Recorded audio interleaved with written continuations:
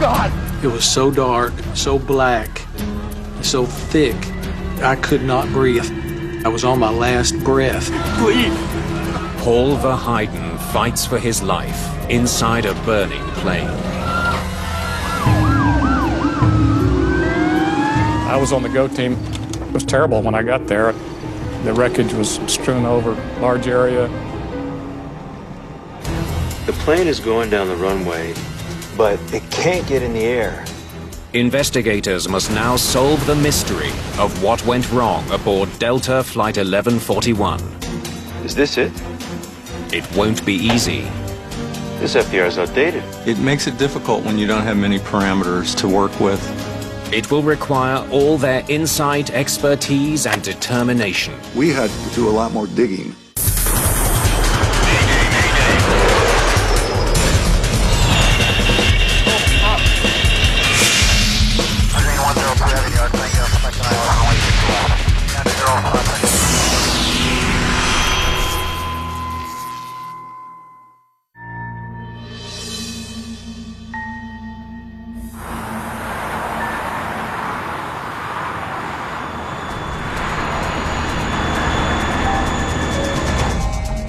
It's another hectic morning at Dallas-Fort Worth International, the third busiest airport in America.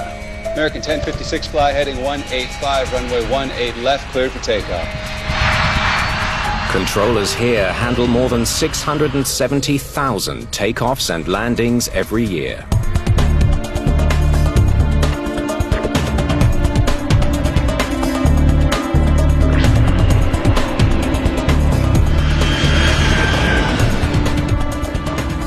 Push off at 15, let's go tail straight back. Prepare to taxi, call me when you're ready.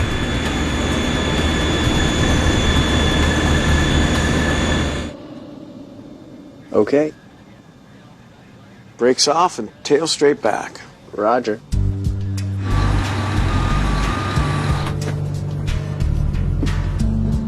The pilots of Delta Airlines Flight 1141 started their day together in Jackson, Mississippi. After a brief stopover in Dallas, they're now getting ready to pilot their Boeing 727 to Salt Lake City, Utah. Captain Larry Davis has been a Delta pilot for 23 years. I forgot to get my paycheck. Did you get yours? Yeah, I got mine.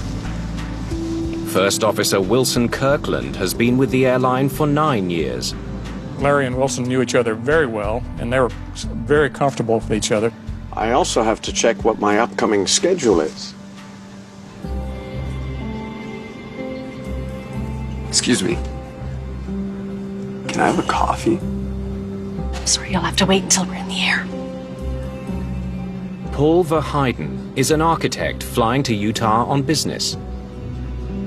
I had a project just outside Salt Lake City. I had to go up there to make some field surveys and measurements. Basically, routine trip. Clear to start engines. Beacon? It's on. Parking brake? It's off. 40 psi? The third crewman is the newest Delta employee on the team. Oil pressure rising? Flight engineer Stephen Judd. Start valve closed? 40 psi? The engineer has his start sequence, which is a little complicated, so he's busy with his switches and his gauges. Start valve open. Oil pressure rising. Start valve closed. 40 psi. Brakes set. You guys have a great trip. Brakes are set. Thank you. As the flight attendants begin securing the cabin, the 727's progress onto the taxiway is stalled. Delta 1141, give me a right turn and bring it between South ramp to 30, hold short of inner. 1141, roger. They have to wait for other planes to pass.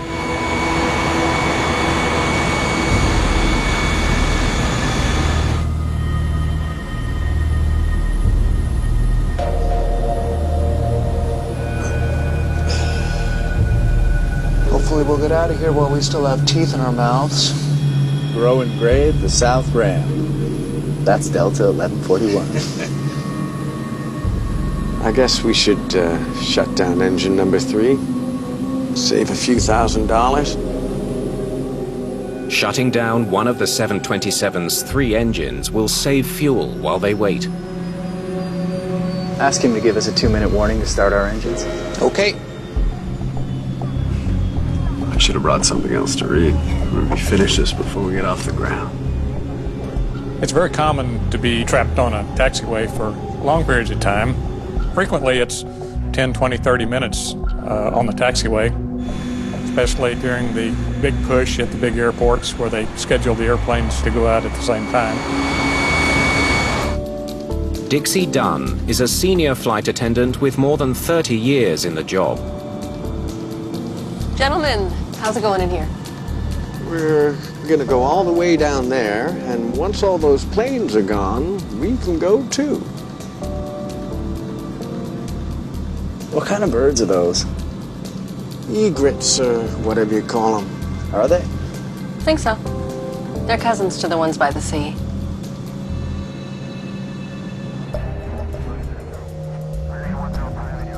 M41, come south on the inner until taxiway 21, then move to the outer, hold short of 19. 1141, roger. Now cleared to taxi. The 727 will have to join a long line of planes waiting to take off. So, what else are we going to talk about? Well, we could discuss the dating habits of our flight attendants. That way we have it on the recorder, you know, in case we crash. We gotta leave something for our wife and children to listen to.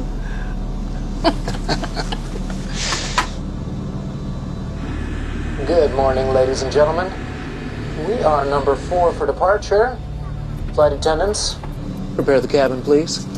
We are ready. Thank you. Might as well start.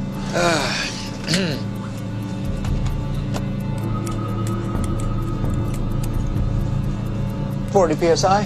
Number 3. Start valve open. In preparation for takeoff, the pilots restart the 3rd engine.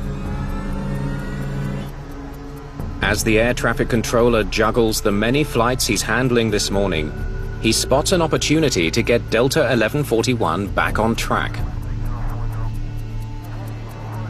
1141, taxi to position, runway 18 left and hold. Okay, 1141's position and hold. It's an unexpected but welcome change of plans. Instead of having to wait for 3 other planes to take off, Delta 1141 is told to move to the head of the line. Shoulder harness. They're on. Flaps. 1515 green light. Flight control. Tops and bottoms checked. Nav instruments. They're set. Takeoff briefing. Is complete.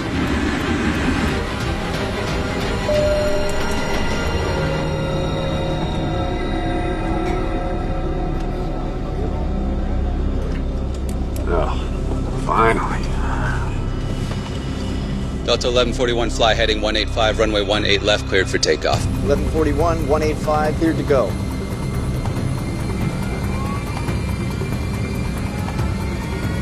Power set. Engine instruments look good. Finally, Delta Flight 1141 is on the roll.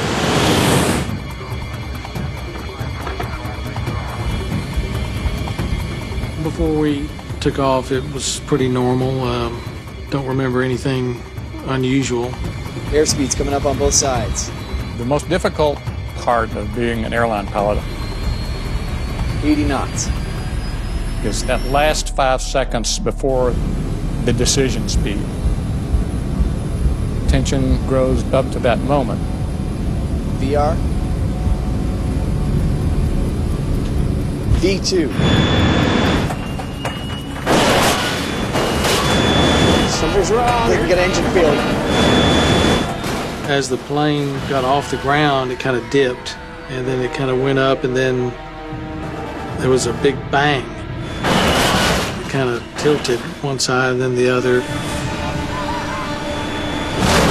We're not gonna make it on full power. Captain Davis and First Officer Kirkland struggle to get their plane in the air.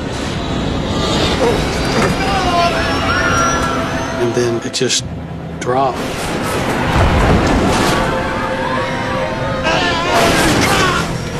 And hit the ground. Shaking, shaking, and everything kind of flying around and people hollering and screaming.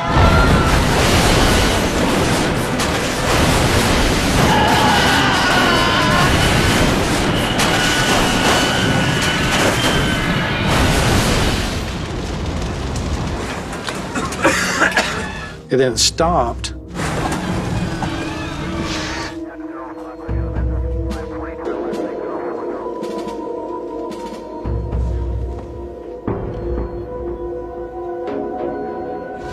I thought, we have crashed.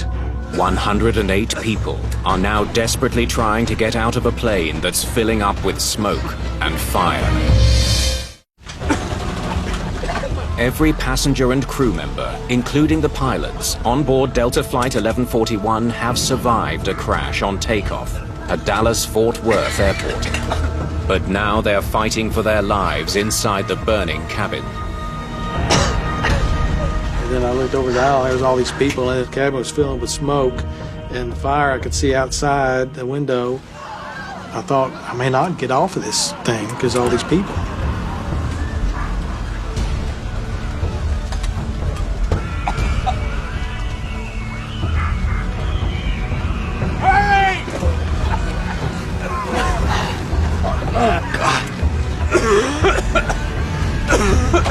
I just was feeling people's bags, and they were moving, so I just followed along.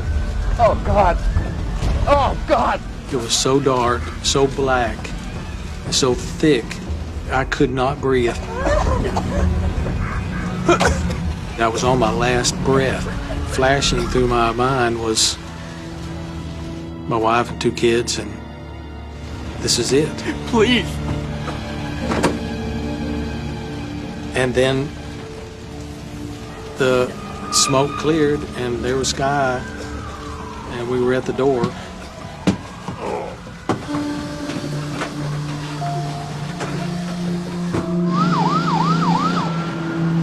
An airport rescue team is at the crash site in less than 5 minutes.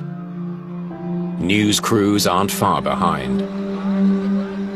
I looked back, and I could see tattered clothes and some blood on some of the stewardesses. Meanwhile, the plane was burning up. Along with the pilots, Paul Verheiden is one of 94 people who make it off the burning plane alive. 14 others, including flight attendant Dixie Dunn, die, unable to escape the smoke and flames. Something that I realized was life is not guaranteed. None of us really know what's going to happen.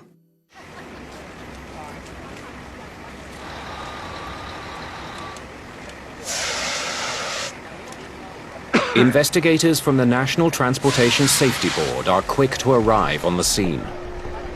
The smell is the first thing that jumps out at you, and it's the smell that gets to you more than anything. Specialist Jim Cash is one of the first investigators to get to Dallas-Fort Worth Airport. I was there when it was still smoking. I've never been to an accident that early on before. I was on the GO team, so my instructions were to just go to the accident site. It was terrible when I got there. The wreckage was strewn over a large area.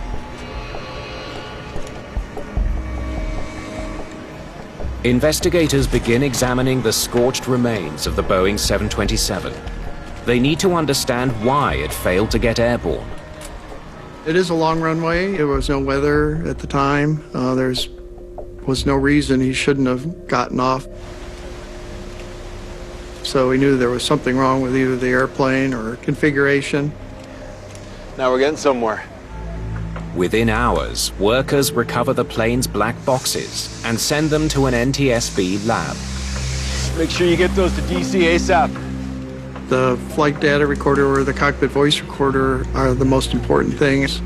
Both of them provide pieces to the puzzle that the investigators need to kind of get the whole picture of what's going on. With the recorders on their way for analysis, investigators continue searching for clues at the crash site.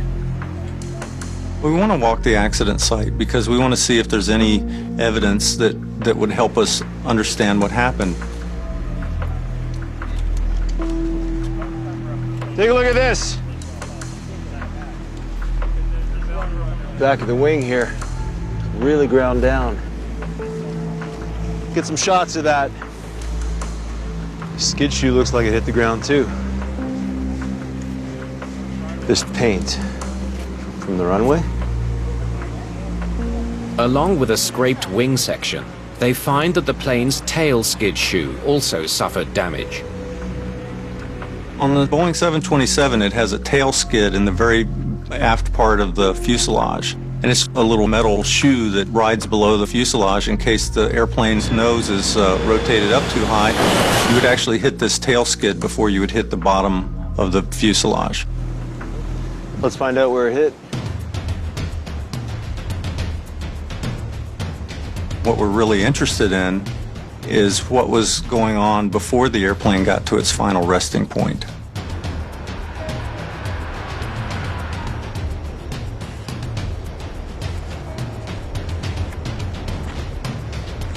Bingo.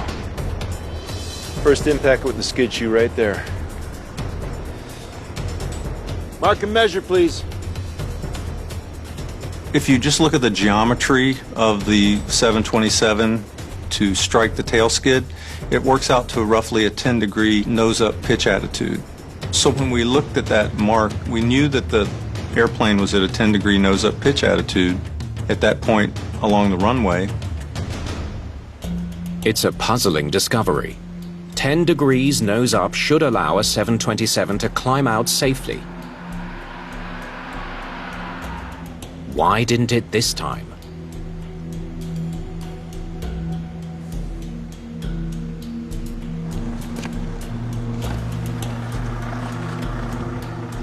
Looks like we have a match. Wingtip there. Fiberglass navlet beside it. Fact number 2. We found where the right wingtip had actually struck the runway, and it had deposited quite a bit of aluminum along a segment of the runway. And so that told us that there was a problem as far as the attitude of the airplane. Okay, let's take some measurements. Get this runway open. We knew that the pilot was having some kind of controllability problem at that point. Okay, so the plane is going down the runway. It can't get in the air. Its tail starts to drag, and the right wing hits the ground. As they wait for crews to recover all the aircraft wreckage, investigators try to eliminate as many possible causes for the failed takeoff as they can. What was the weight of the plane? One of the critical things for departure of an airplane is to get the weight calculated. If the calculations are wrong, say 2,000 to 3,000 pounds, the airplane may rotate, but it may not fly. The actual weight was 157,683 pounds. Well below maximum. Records show that Flight 1141 was 18,000 pounds below its maximum takeoff weight, well within the limits for the runway at Dallas. Okay, so if weight wasn't an issue, maybe they had a fuel imbalance. Let's check the fuel logs. The Boeing 727 is equipped with 3 fuel tanks. By managing how the fuel is consumed during flight, the pilot is able to properly balance the aircraft. Initial information that our guys got was that there might have been a fuel imbalance, that the refueling numbers were a little bit confusing. If the 727 was fueled improperly, it may have been dangerously unbalanced on takeoff. If there was more fuel in the right wing, that might account for the right wing scraping the runway that we saw in the accident. So we go check the refueling records to see how many pounds, how many gallons of fuel were put on. When they run the numbers, So what do we got? It's all fine. No imbalance in the fuel tanks. They can find nothing out of the ordinary. The weight and balance was correct. It was not a factor in the takeoff accident. It's another dead end.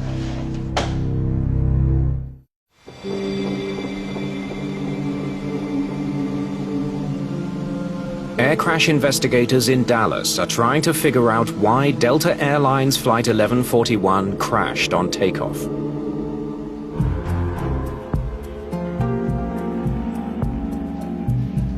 There was a lot of traffic at Dallas-Fort Worth. We could be looking at a wingtip vortex. Wingtip vortices are spirals of air that trail off the tips of an airplane's wings. The heavier the plane, the bigger the vortex. These tornado-like winds can sometimes be strong enough to pose an invisible hazard to other planes.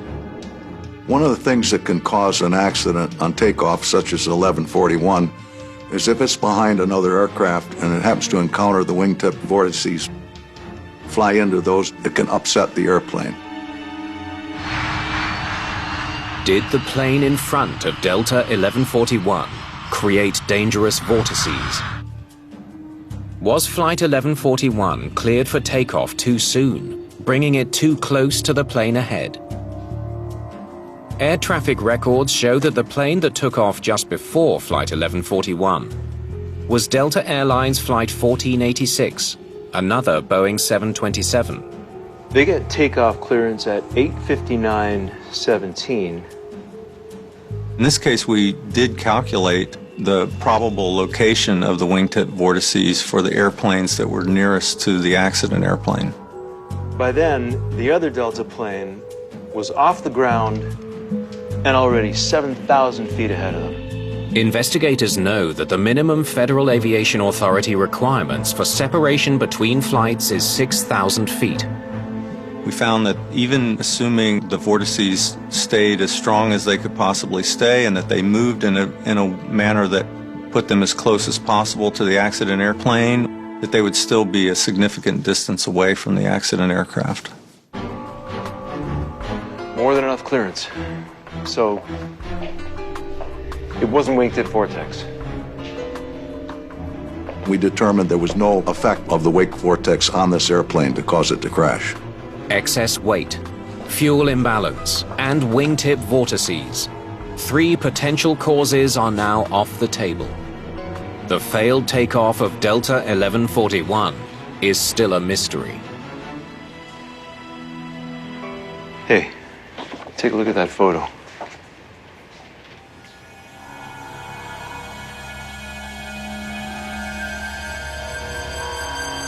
It looks like the flaps weren't extended.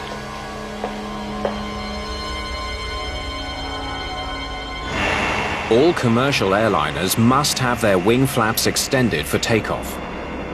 Without the flaps, the wings cannot generate enough lift to carry the plane skyward. We had to do a lot more digging. Investigators now have their hands on critical performance data, the readouts from the plane's flight data recorder. They hope these can confirm their suspicion that the flaps on this flight were not extended on takeoff.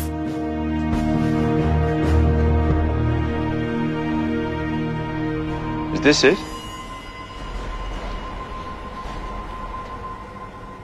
But as they scan the numbers, they soon realize the data they need simply isn't there. This FDR is outdated. The flight data recorder is an older model, a Lockheed 109D. It captures very little information. The recorder is kind of basic and it just has your basic flight parameters, airspeed, altitude, heading, basic engine parameters. There's no information regarding the flaps at all. The data available can't help them prove the only working theory they have.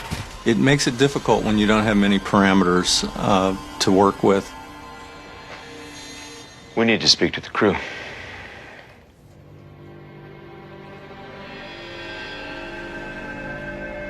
Human factors interviews, when you're fortunate enough to have surviving pilots, in a serious accident, we hope to uncover something that's more intuitive than was evident on the flight data recorder or the cockpit voice recorder.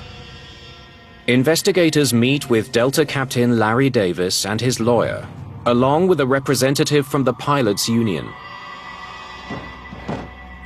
Thank you for coming, everyone. As a Delta person, I was terribly embarrassed that we had let down the traveling public with this accident. So I can only imagine what the pilots of 1141 must have felt like. Must have been terrible.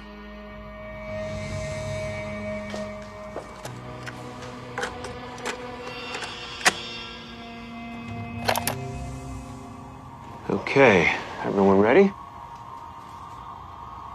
Let's try and figure this thing out.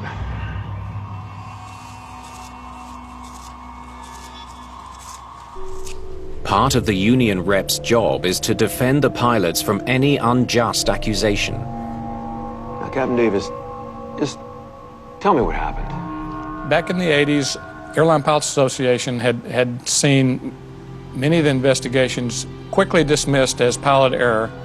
Why would you want to blame it on the pilot? It's real simple. We're the cheapest guys to nail. If you had an engine or an airframe that was found to be at fault, airlines could go bankrupt, manufacturers could go bankrupt, the price would be untold billions. Nail a pilot, and he goes away, and case over. We've been waiting for some time, trying to get permission to taxi. Hopefully we'll get out of here while we still have teeth in our mouths. Growing gray at the South Ram. That's Delta 1141.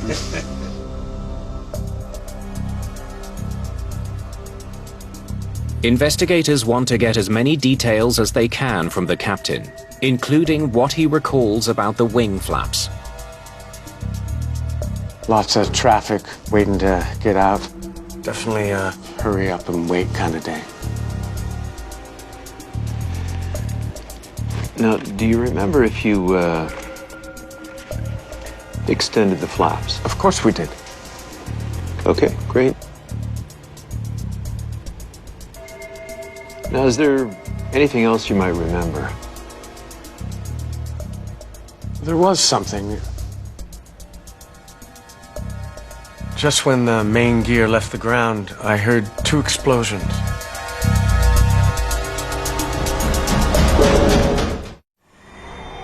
A revelation from the captain of Delta Flight 1141 about hearing explosions on takeoff takes the investigation in a new direction.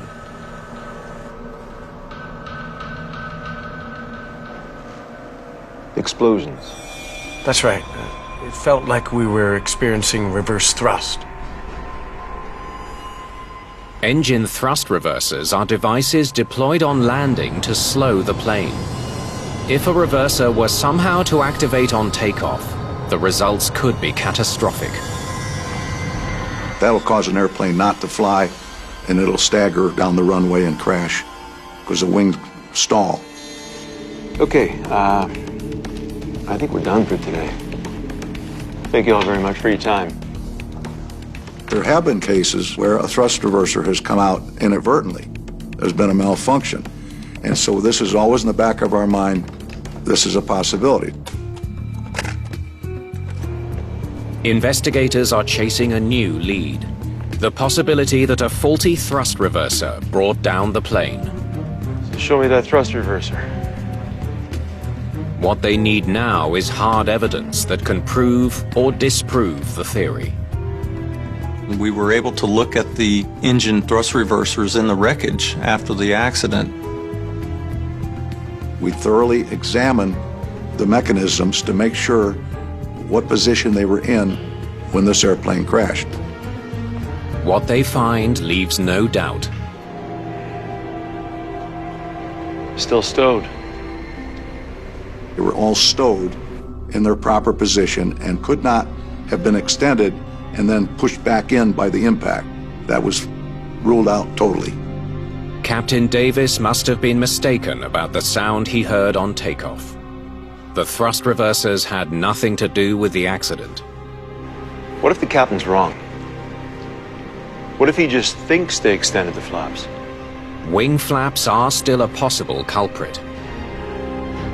Time to see what that recording has to offer.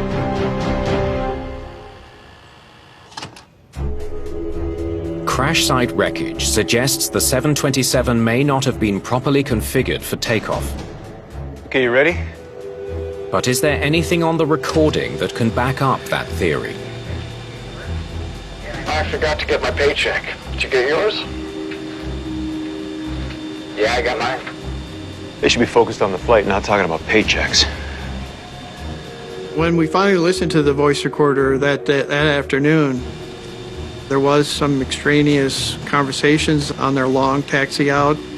Hopefully we'll get out of here while we still have teeth in our mouths. Growing gray at the south ramp. That's Delta 1141. The conversation sounds casual. Investigators are surprised to hear it continue. Gentlemen, how's it going in here? Is that the flight attendant?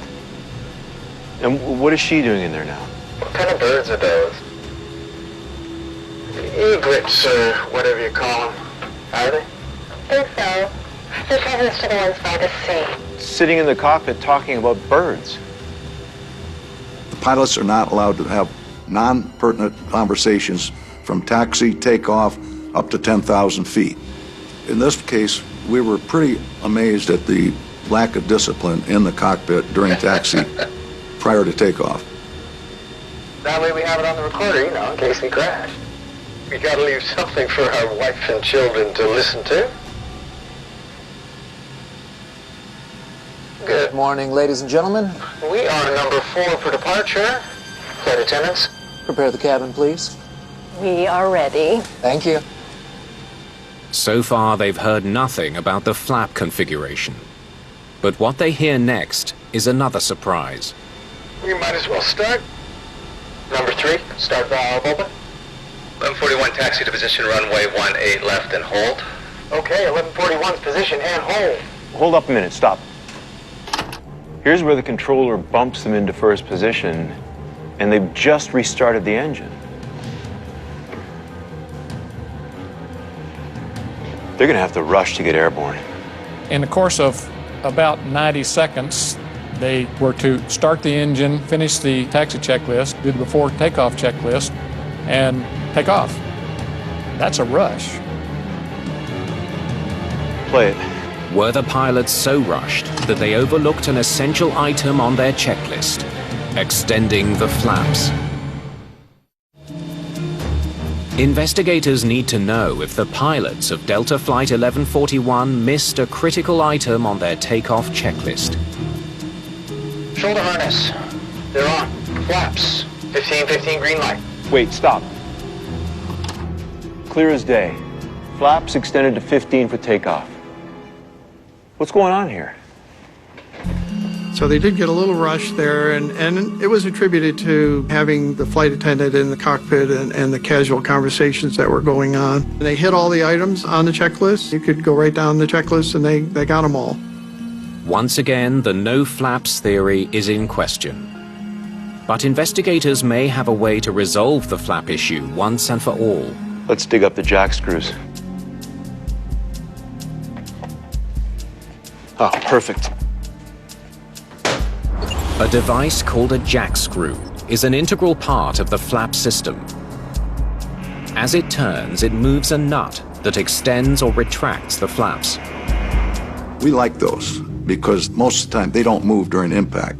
If we want to determine the position of flaps, we go measure the jack screw. If the flaps were extended, this nut would have been here. We find the jack screw, we can determine where the flaps were at takeoff.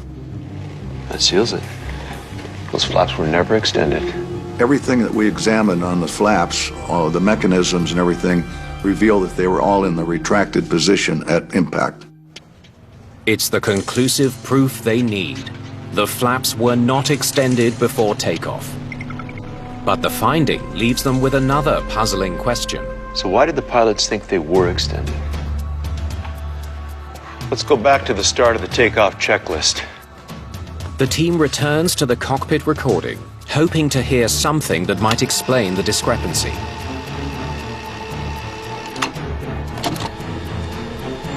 Shoulder harness. They're on. Flaps. 1515 green light. Flight controls. Tops and bombs are checked. Nav instruments. They're set. Takeoff briefing is complete. That was fast.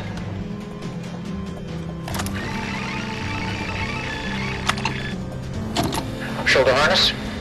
They're on. Flaps. 1515 green light. Is he checking or just answering?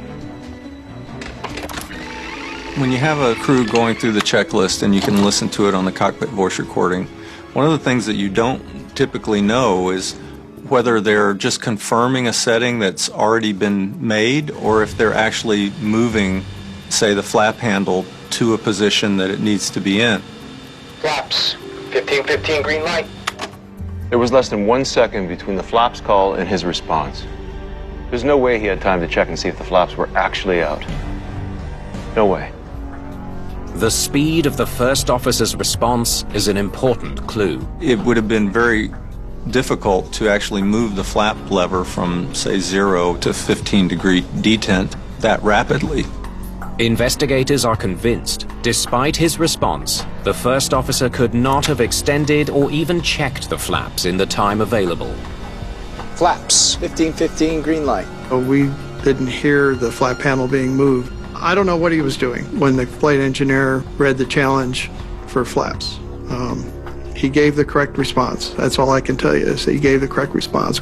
You have to be totally focused on the task at hand. If you're doing the checklist in the middle of other conversations that aren't related to operating the airplane, then it's easy to get distracted and it's easy to miss things.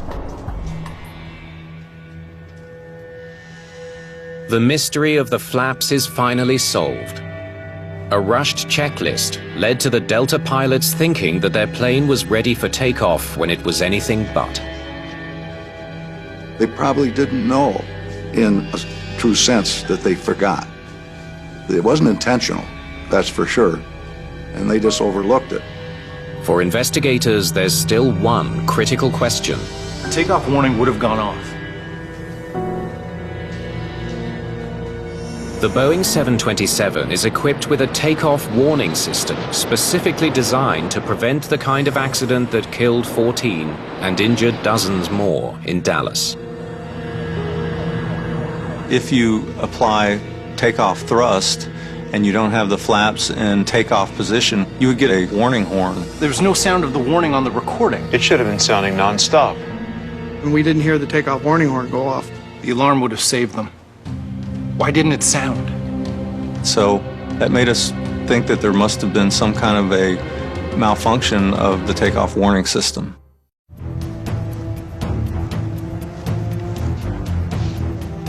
The NTSB wants to know why a critically important takeoff warning system failed on Delta Flight 1141. Let's see what happens. Testing the console that houses the alarm mechanism could provide an answer. They focus on the electronic components that are designed to trigger the cockpit warning. Here we go.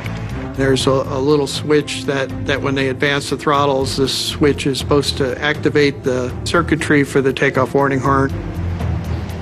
Okay, let's reset it. Try it again. Here we go.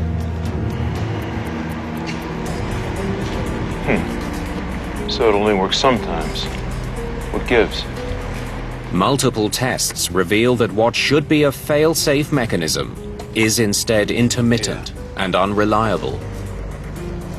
When the takeoff warning system doesn't work, it is a big deal. There's a reason that it exists, and it's to prevent a catastrophic accident. Look at this. They find the reason for the failure on the terminals of the alarm mechanism: corrosion. And this. And they were able to determine that it was the switch on the throttle quadrant that, when you advance the throttles, didn't activate the system properly. If that button slipped off, the alarm wouldn't have sounded. The switch failed and thus there was no oral warning. So it was a technical failure that happens extremely rarely, and unfortunately, they needed it that day. Investigators finally know what happened to Delta Airlines Flight 1141. So, it's now 8:58 a.m. Flight 1141 is lined up behind 4 other planes on the taxiway. The Delta crew breaks cockpit protocol while awaiting their turn to taxi. 1141, 185, cleared to go. Instead of setting the flaps for takeoff and focusing on the job at hand, they get distracted by idle chat. There are still 3 planes ahead of them when they're suddenly told to move past them to the runway. When air traffic control cleared them for takeoff in that surprise clearance, somebody should have said, wait a minute, we're not ready. We can't do that. We need time to run the checklist. Okay, 1141's position and hold. Now they're in a rush. Shoulder harness. They're on. Investigators believe they are so rushed Flaps. 1515, green light. Flight control. Tops and bottoms checked.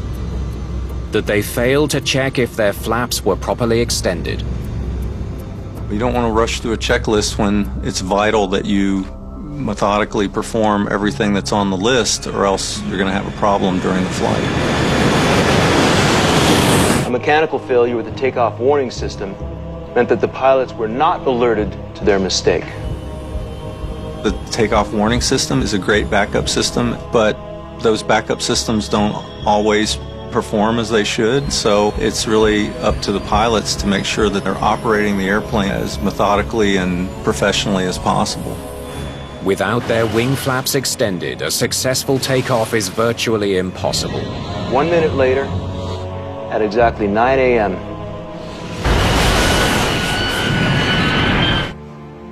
the plane crashes. Following the crash, Captain Larry Davis and First Officer Wilson Kirkland both lose their jobs at Delta.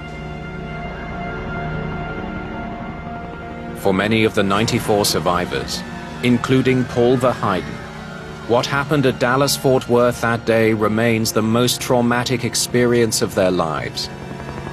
29 years later, it still is like it was yesterday it happened, and it still causes me to really appreciate given the opportunity to survive something like that.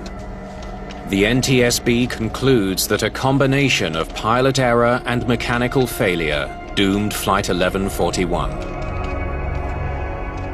Their final report calls for changes to cockpit procedures.